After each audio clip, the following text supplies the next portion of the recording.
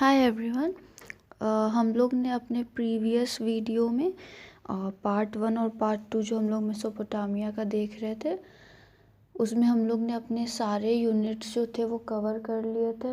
Last बचा था rise of कसाइट्स और डाउनफॉल या फॉल ऑफ असीरियंस।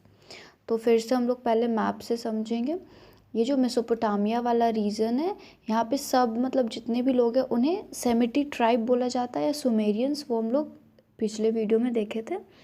अब यहाँ पे अगर हम लोग ऊपर की तरफ देखते हैं टिग्रिस रिवर के जस्ट ऊपर वाले अपलैंड्स में एरिया में, तो यहाँ पे आपका असीरिया आपको दिखेगा। तो यहीं पे ये असीरियन लोग या यहाँ का जो असीरियन सेमिटी अदर ट्राइब है, मतलब एक और सेमिटी लोग उभर रहे थे जो कि बेबीलोनियन से भी स्ट्रॉन्ग थे। ठीक है, तो ये ऊपर वाले अपलैंड्स में टिग्रिस के ऊपर वाले एरिया में शुरू हो इनका मतलब इमर्जेंस शुरू हो रहा था। तो ये एक और मैप है, इसमें हम लोग देख सकते हैं बेबीलोनिया जब कसाइट्स का राइज हुआ था उस टाइम में कैसा था इनका इन्फ्लुएंस। ये असीरिया वाला रीजन है, ये हम लोग इनका डाउनफॉल देखेंगे और ये उसके बाद कसाइट लोग कैसे इमर्ज किए और इनका एरिया का इन्फ्लुएंस ये आप देख सकते हैं। पर्शियन गल्फ तक इन लोग का इन्फ्लुएंस बढ़ चुका था। और ये एक और मैप है अच्छे से समझने के लिए। ये पूरा एरिया आपका फर्टाइल क्रेसेंट से लेके पर्शियन गल्फ तक ये सब असीरिया वाला है। इन लोग के डाउनफॉल कैसे हुआ था वो देखेंगे। उसके बाद वो जो हम लोग ने हल्का सा एरिया देखा इसमें कसाइट लोग कैसे आए वो देखेंगे। All right, so let's begin. जब ये सब चल रहा था, मतलब अदर ट्राइब्स जो भी झगड़ा पूरा उठा पटक चल रहा था इस मेसोपोटामिया वाले रीजन में, सारे सेमिटिक ट्राइब में, तो इसी टाइम में हायर अप टिग्रिस वाले एरिया में जो हम लोग ने मैप में देखा उस अपलैंड्स में एक ग्रेटर पावर इमर्ज हो रहा था जो कि बेबीलोनिया से भी ज़्यादा पावरफुल था। अदर सेमिटी पीपल, मतलब उसी सेमिटी पीपल के अंडर वो थे असीरियंस। जस्ट अ सेकेंड, वो थे हमारे असीरियंस। और इनका असीरियंस का जो मतलब ये अपलैंड वाले लोगों को ही असीरिया या असीरियन नाम से रेफ़र कर दिया गया। और इनका जो चीफ सिटीज़ था वो था असुर और निनवे। एक टाइम में ये जो असुर बोलिए या अशुर बोलिए, ठीक है, ये इनका कैपिटल सिटी हुआ करता था असीरियंस का। और फिर आगे जाके हम लोग देखेंगे कि निनवे इन लोग का मतलब कैपिटल सिटी बन गया, इम्पोर्टेंट सेंटर बन गया इन लोग के लिए, असीरियंस लोग के लिए। ऑल राइट, हमें डील करना है कि असीरियंस का डाउनफॉल कैसे हुआ। तो हम लोग स्टिक टू द सिलेबस वाला काम करते हैं। पहले असीरियंस लोग को और जानते हैं। हम लोग लोकेशन देख लिए कि वो लोग किधर से आए थे, कहाँ से मतलब उन लोग का इमर्जेंस शुरू हुआ। अब उनके बाद थोड़ा और जानते हैं। जो असीरियंस थे ये अपने बियर्ड को बहुत मतलब बड़ा बड़ा रखते थे और हेयर को एकदम रिंगलेटेड फॉर्म में रखते थे। और ये इनके अमंगस्ट फैशन था। ये क्यों बताया जा रहा है? क्योंकि बाकी जो सेमिटी पीपल ट्राइब थे वो उतना रिंगलेटेड हेयर नहीं रखते थे, तो ये इनका एक अलग फीचर हो गया। ये लोग जो थे ये बहुत ही माइटी वॉरियर्स थे, तभी इन्होंने बेबीलोनिया को मतलब हटा के मतलब ये खुद आ गए थे असीरियन लोग। ठीक है, ये जो असीरियन ट्राइब था ये फ्रीक्वेंटली हमेशा वॉर पे रहता था एक्सटर्नल भी फोर्सेस से, मतलब हिटाइट ट्राइब के साथ। इन लोग ने क्या किया था, मेसोपोटामिया वाला हम लोग ने जो मैप देखा उस रीजन में इस टाइमिंग पे मतलब 11,000 BC तक किसी ने ज़्यादा हॉर्स और अदर मतलब चैरियट का यूज़ नहीं शुरू किया था। बट ये लोग ने क्या किया, असीरियन लोग ने इन्होंने अडॉप्ट किया हॉर्स और चैरियट को। और इसके वजह से इन्हें एक एज मिल गया, अपर हैंड मिल गया मिलिट्री पावर के फॉर्म में। तो इनका ये जो मिलिट्री एडवांटेज था इन्होंने यूज़ किया अपने एनिमीज़ के against. And probably about 11,000 BC आते आते इन्होंने बेबीलोनिया को पूरा कनकर कर लिया। तो बेबीलोनिया या हम लोग ज़्यादातर ओल्ड बेबीलोनिया को ही रेफ़र करेंगे। तो ये स्टैब्लिश हुआ था बेबीलोनिया, ओल्ड बेबीलोनिया 1894 के अराउंड। ठीक है, और 11,000 BC आते आते असीरिया ने अपना होल्ड इस पे पूरा बेबीलोनिया पे स्टैब्लिश कर लिया। लेकिन इन्होंने कैप्चर तो कर लिया था, होल्ड ले भी लिया था, लेकिन इन लोग को बहुत टाइम लग गया यहाँ पे रियल सुप्रीमेसी स्टैब्लिश करने में असीरियन लोग को। और ये एक तरह से रीज़न भी इनका था डाउनफॉल का, हम लोग ये पॉइंट्स में देखेंगे।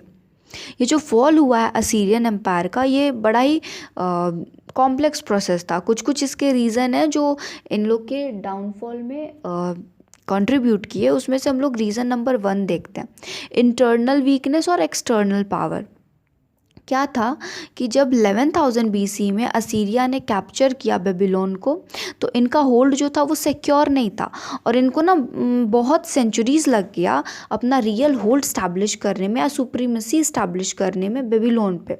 सो इंटरनली जो असीरिया था वो हमेशा केओस में रहता था, हमेशा वहाँ पे कुछ ना कुछ चलते रहता था, मतलब पावर को हटाने के लिए, असीरियंस को हटाने के लिए बेबीलोनियन के लोग हमेशा केओस में रहते थे। तो ये तो एक तरफ इंटरनली हमने मतलब केओस देखा।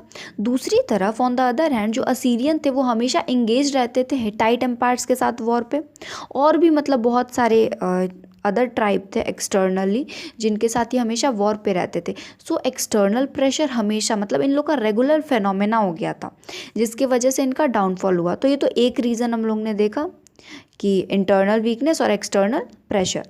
अब हम लोग देखते हैं सेकेंड रीज़न, ओवर एक्सटेंशन। ये ओवर एक्सटेंशन क्या है, जो असीरियन लोग थे वो हमेशा वॉर पे रहते थे। क्यों? इन्हें मतलब अपना एम्पायर एक्सटेंड करने का बड़ा ही शौक था, और in order to expand their territory, जाहिर सी बात है वो मिलिट्री एक्सपेडिशन पे रहेंगे हमेशा, तो वो हमेशा मिलिट्री एक्सपेडिशन करते थे just to extend their empire.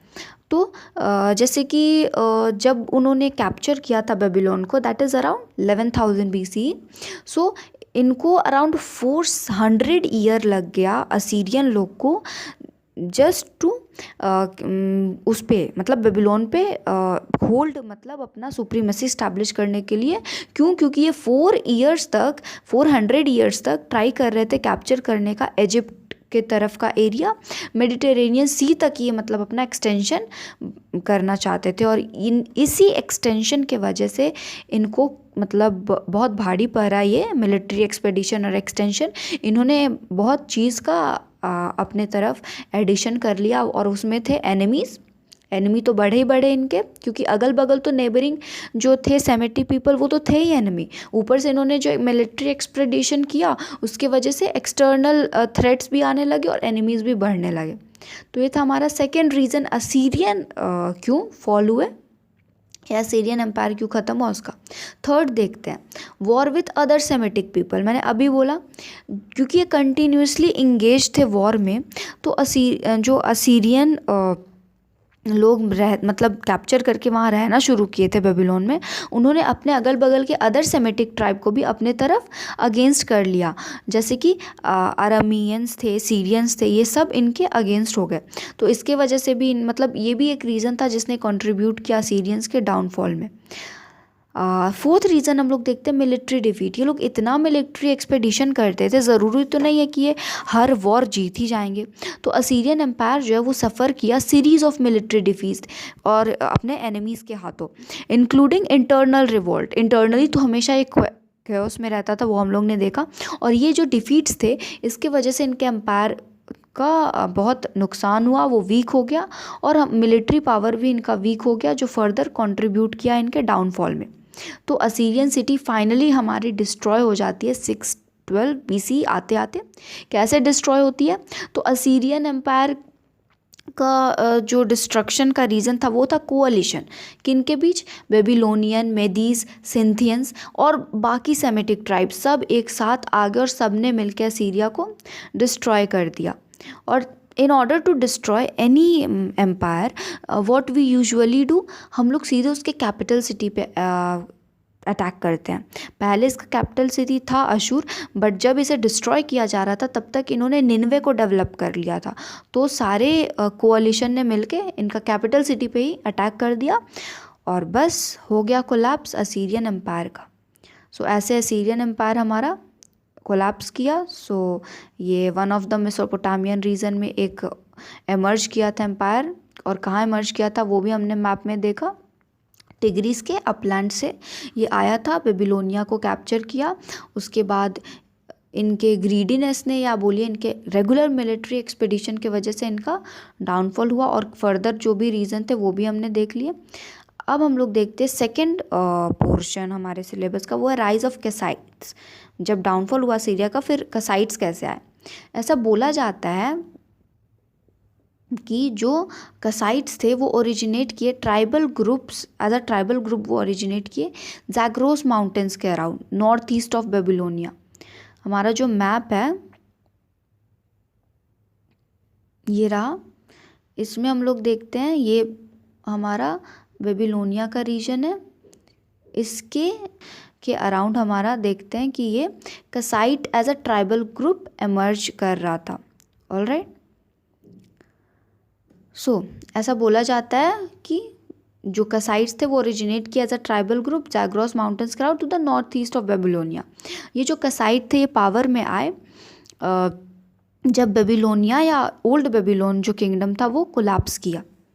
ठीक है, तो ये जो बेबीलोन का पीरियड फाइनली ये ओल्ड डायनेस्टी वाला पीरियड है 1894 से लेके 1595 तक, जब ये कोलैप्स किया एग्जैक्ट उसी टाइम हम लोग देख सकते हैं 1595 से कसाइट्स आए हैं या वो राइज किए। बेबीलोनिया को हटा के या जो बोलिए उनके कोलैप्स करने के वजह से कसाइट्स एमर्ज कर गए। तो जो कसाइट्स थे वो रिटेन किए पावर 400 ईयर तक, मतलब 1155 आते आते तक वो मतलब पावर में थे वहाँ पे। सो कसाइट डायनेस्टी इसको फाउंड किसने किया था, तो गंदश नाम के एक इंडिविजुअल ने, जो कि मारी एरिया से थे। ठीक है, अब इसका कॉजेज़ क्या था राइज ऑफ कसाइट्स का, वो हम लोग डायरेक्ट सिलेबस वाला ही we are doing stick to the syllabus work, तो उसमें कॉजेज़ ही पूछा आपके राइज का कसाइट्स का, और डाउनफॉल कैसे हुआ असीरियन का वो हम लोग देख लिया। तो अब राइज देख लेते हैं। अच्छा, हम लोग ने देखा था असीरियन ने एक्सटर्नल प्रेशर या एक्सटर्नल थ्रेट वो लोग नहीं सरवाइव कर पाए, क्योंकि उन्होंने इतने मिलिट्री एक्सपेडिशन किए थे कि उनके एनिमीज़ में बढ़ोतरी हो गई थी और फाइनली वो डाउनफॉल की तरफ गया। लेकिन इन लोग ने कसाइट्स ने एक्सटर्नल प्रेशर सरवाइव किया।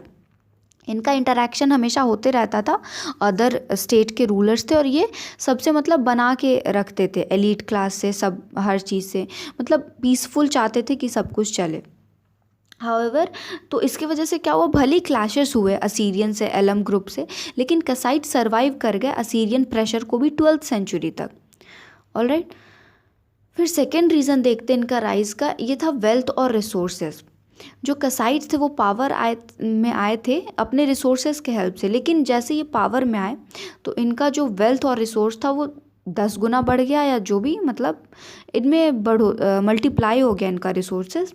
और रूलर जो इसका था Kurigalzu one, in one of the ruler of Kassite empire. तो ये जो कुरीगल्जू वन थे, इतने मतलब वेल्थ और रिसोर्सेज में इनका बढ़ोतरी हो गया था कसाइट का, कि इन्होंने न्यू रॉयल सिटी बिल्ड कर डाला और उसको भी अपने नाम पे रख लिया। और उन्होंने क्या रखा उस सिटी का नाम, दूर कुरीगालजू, मतलब फोर्ट्रेस ऑफ कुरीगालजू। ऑलराइट, और it was filled with palace और टेम्पल्स। अपने पूरे मतलब जो इन्होंने सिटी बसाया उसमें पैलेसेस रखे, टेम्पल्स रखे।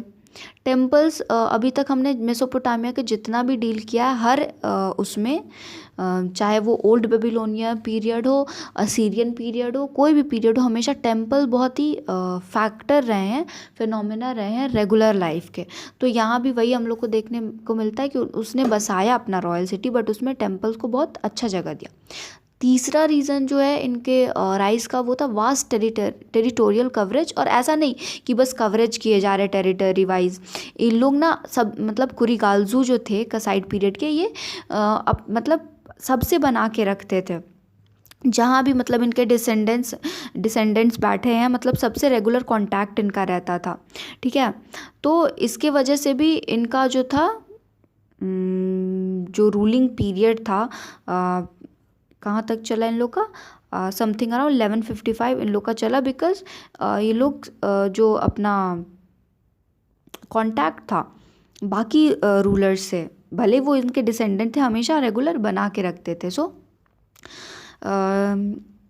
दिलमुन इनका जो जब इनका रूलिंग फेज था कुरीगालजू का, तो इनका जो कवरेज था, वास्ट टेरिटोरियल कवरेज, वो कहाँ से था देखिए, बेबीलोनिया से लेके दिलमुन तक, मतलब दिलमुन मतलब मॉडर्न बहरीन से लेके पर्शियन गल्फ तक इनका पूरा मतलब वास्ट टेरिटोरियल कवरेज हो गया था, जिसको ये हमेशा रेगुलर कॉन्टैक्ट के थ्रू पीसफुल रखते थे।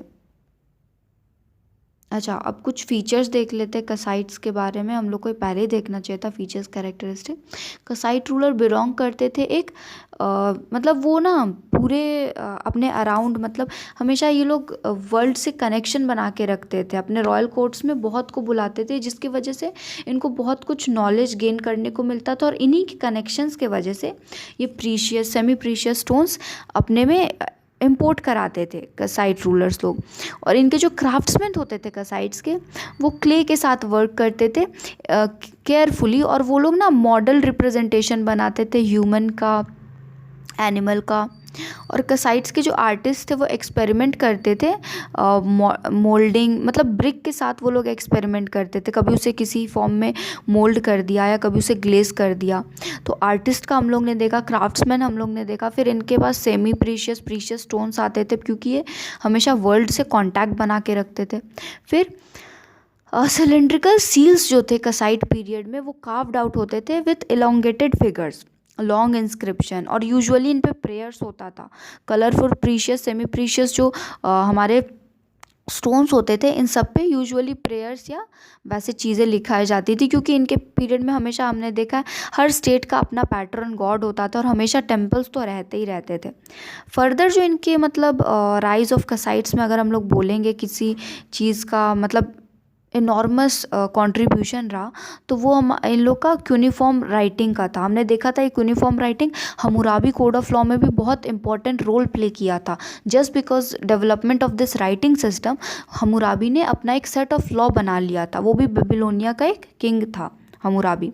अच्छा, तो ये क्यूनिफॉर्म राइटिंग भी इनके मतलब राइज में एक बहुत ही मेजर रोल प्ले किया था। इसका जो इंस्क्रिप्शन था वो ऑलरेडी भले ही मतलब नहीं उतना सुनने को मिला, उतना मतलब इन्वेंशन या डिस्कवर्ड हुआ इनके इंस्क्रिप्शन पे फर्दर, लेकिन ऐसा बोला जाता है कि जो कसाइट लोग थे इन्होंने बहुत कंट्रीब्यूशन दिया मतलब लिटरेरी कॉम्पोजिशन में, नॉलेज में, और मतलब हर चीज़ को कलेक्ट करके कोडिफाई करने में।